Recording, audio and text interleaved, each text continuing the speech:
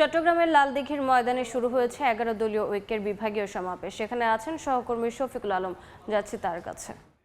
চট্টগ্রামের 3 পার্বত্য জেলা সহ যে 11টি জেলা রয়েছে এবং চট্টগ্রামের যে উপজেলাগুলো রয়েছে সেখান থেকে কিন্তু নেতাকর্মীরা 11 দলীয় নেতাকর্মীরা এসে কানায় কানায় পূর্ণ হয়েছে পুরো চট্টগ্রামের লালদিঘি মাঠ। আমরা সেখানে দেখতে পাচ্ছি পুরো মাঠ আর কানায় কানায় পূর্ণ হয়েছে, নেতাকর্মী এসেছেন। আসলে যেই বিভাগীয় সমাবেশ সেটি হচ্ছে গণভোটের রায় বাস্তবায়ন, জনদুর্ভোগ নিরসন এবং দ্রব্যমূল্য ঊর্ধ্বগতির প্রতিবাদে কিন্তু এই সমাবেশের ডাক দিয়েছে 11 দলীয় জোট, যেখানে জামাত ইসলামের আমির ডক্টর শফিকুর রহমান উপস্থিত থাকবেন এবং এলডিপির সভাপতি ডক্টর কর্নেল অলি আহমেদ থাকবেন এবং এনসিপির আহ্বায়ক নাহিদ ইসলাম থাকবেন এবং মুখ্য সংগঠক মাসিউদ্দিন পাটোয়ারিও তারা থাকবেন। এবং এই যে মহাসমাবেশ তার মূল উদ্দেশ্য হচ্ছে তারা বলছে আসলে বিগত সরকারের দিকে মতো এই সরকার ফেসিবাদের দিকে চলে যাচ্ছে, এরকম বক্তব্য তারা একাগ্রে দিচ্ছে।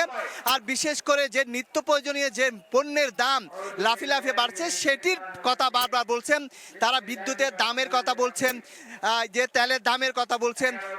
তারা বলছেন গত 14 বছরে যে তেলের দাম বাড়েনি, নিত্য প্রয়োজনীয় পণ্যের দাম বাড়েনি, বিদ্যুতের দাম বাড়েনি, তা এই 3 মাসে তা বেড়েছে। এবং গত 4 মাস হয়েছে সরকার ক্ষমতায় এসেছে কিন্তু মানুষের প্রত্যাশা পূরণ করতে পারেনি, সেই বিষয়টি বলেছেন।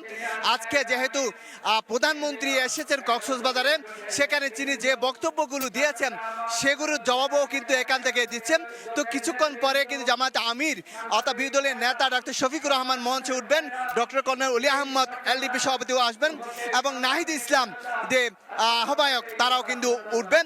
তো এই যে এর আগে থেকে কিন্তু দুপুর 12টা থেকে কিন্তু চট্টগ্রামের বিভিন্ন জেলা উপজেলা থেকে 3 পার্বত্য জেলা থেকে কানায় কানায় পূর্ণ হয়েছে এখানে একেবারে চট্টগ্রামের লালদিঘির মাঠ, সেটি এখন আমরা পরিপূর্ণ দেখেছি। যেহেতু তারা 3টায় এই বিভাগীয় 11 দলীয় ঐক্যের সমাবেশ শুরু করার কথা ছিল, তারই 15 মিনিট আগে কিন্তু এই সমাবেশ শুরু করেছে।